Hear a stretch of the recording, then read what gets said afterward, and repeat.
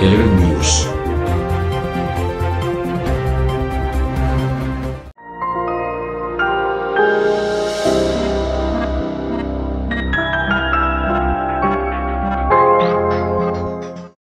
ये जो मनाजर आप देख रहे हैं ये किसी डंपिंग यार्ड या किसी कचरा कुंडी के नहीं, बल्कि हैदराबाद का दिल लतीफाबाद नंबर 3 और 4 के हैं। जबकि एचडीए वालों का कहना है कि मशीनें खराब होने की वजह से पानी की निकाल में दुश्वारी हो रही है। मशीनों को ठीक करवाना किसका काम है, इलाका मकीनों का या हुकूमत का? ये जो मशीन पर मोटर लगा हुआ है इसको देखकर आप खुद अंदाजा लगा सकते हैं कि इस मोटर को कभी किसी ने हाथ तक नहीं लगाया। जबकि इलाका मकीनों का कहना था कि ये मसला सिर्फ लतीफाबाद नंबर 3 और 4 के साथ ही क्यों। लगता है ये सब जानबूझकर ऐसा किया जाता है। जबकि वहां पर मौजूद लोगों का कहना था कि हम सैयद मुराद अली शाह, वजीर बल्दियात सैयद नासिर शाह और आला अख्तियारियों से गुजारिश करते हैं कि खुदारा कुछ लतीफाबाद के अवाम पर रहम करें। कैमरामैन मुराद सोलंकी के साथ मीर नसीर सोलंकी, 11 न्यूज हैदराबाद।